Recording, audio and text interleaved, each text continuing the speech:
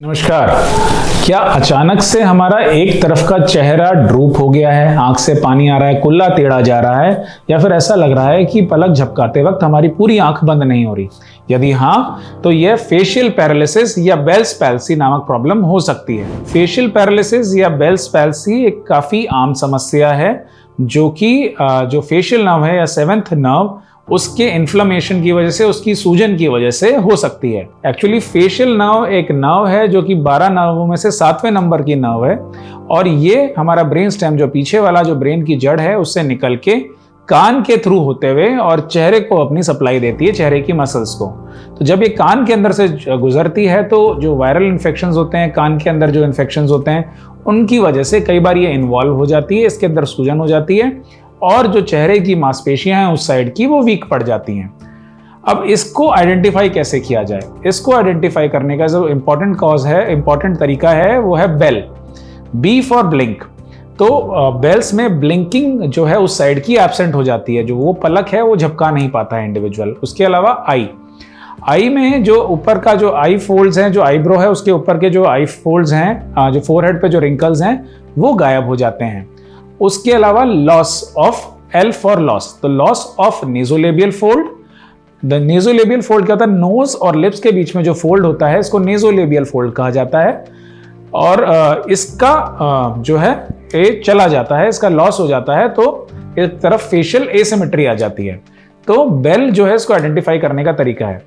इसके अगर हम सिम्टम्स को समझना चाहें तो हम आसानी से समझ सकते हैं कि देखने में व्यक्ति विशेष का चेहरा एसिमेट्रिक लगता है। ऐसा लगता है कि चेहरा एक तरफ पुल हो गया और एक तरफ का चेहरा लटक गया है। इसके वजह से जैसे कि जो फोरहेड पे जो हमारे रिंकल्स बनते हैं ऊपर देखने में, एक तरफ से वो फोरहेड के रिंकल्स चले जाते हैं। एक आंख को अगर हम बंद करें तो वो आंख बंद होने में असमर्थ हो जाती है और उससे टीयरिंग होने लग जाती है क्योंकि वह बंद नहीं हो पा रही।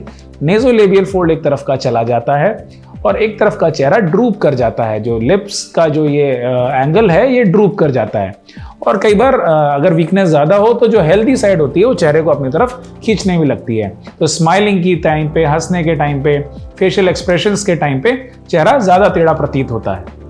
सो यह एक ट्रीटेबल डिसऑर्डर है, बशर्ते हम इसका टाइम से ट्रीटमेंट स्टार्ट करें।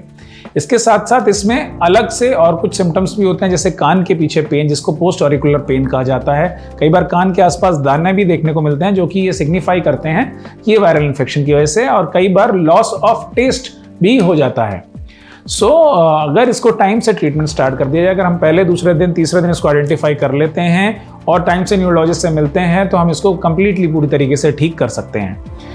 इसको आइडेंटिफाई करने के लिए मोस्टली क्लिनिकली डायग्नोसिस है, लेकिन कई बार कुछ केसेस में हमें कुछ न्यूरोलॉजिकल टेस्ट कराना पड़ता है, जिसमें दिमाग का MRI और नसों की जांच, जिसे NCV कहा जाता है, फेशियल NCV, चेहरे की नसों की जांच, और ब्लिंक रिफ्लेक्स टेस्टिंग, ये टेस्ट हमें कराने पड़ते हैं। इससे ये कंफर्म हो जाता है कि ये बेल्स पैल्सी या फिर फेशियल वीकनेस ही है, स्ट्रोक नहीं है।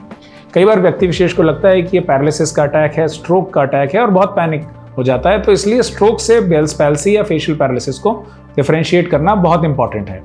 इसका ट्रीटमेंट स्ट्रोक से, पैरालिसिस से बिल्कुल अलग है।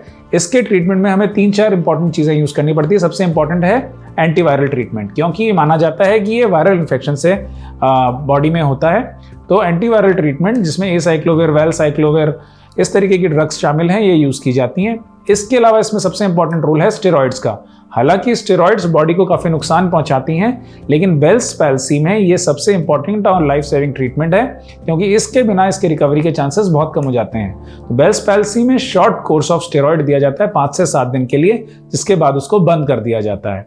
इसके अलावा आई केयर, जैसे कि आई ड्रॉप्स, आई पैचिंग जब वो आंख बंद नहीं हो पा रही है, और फिजियोथेरेपी में सबसे इंपॉर्टेंट है फेशियल नर्व स्टिमुलेशन। इसमें करंट के द्वारा फेशियल नर्व को स्टिमुलेट किया जाता है, और फेशियल एक्सरसाइजेस, इसमें चेहरे की विभिन्न प्रकार की एक्सरसाइजेस, जैसे कि माउथ ब्लो करना, आंख बंद करना, चेहरे की मसाज करना, आईज के मूवमेंट करना, इस तरीके की एक्सरसाइजेस शामिल हैं। अगर टाइमली ट्रीटमेंट स्टार्ट किया जाए और रूटीनली ये फेशियल एक्सरसाइजेस की जाएं तो फेशियल पैरालिसिस या बेल्स पैल्सी से कंप्लीट रिकवरी पाई जा सकती है 7 to 10 डेज के अंदर। Thank you.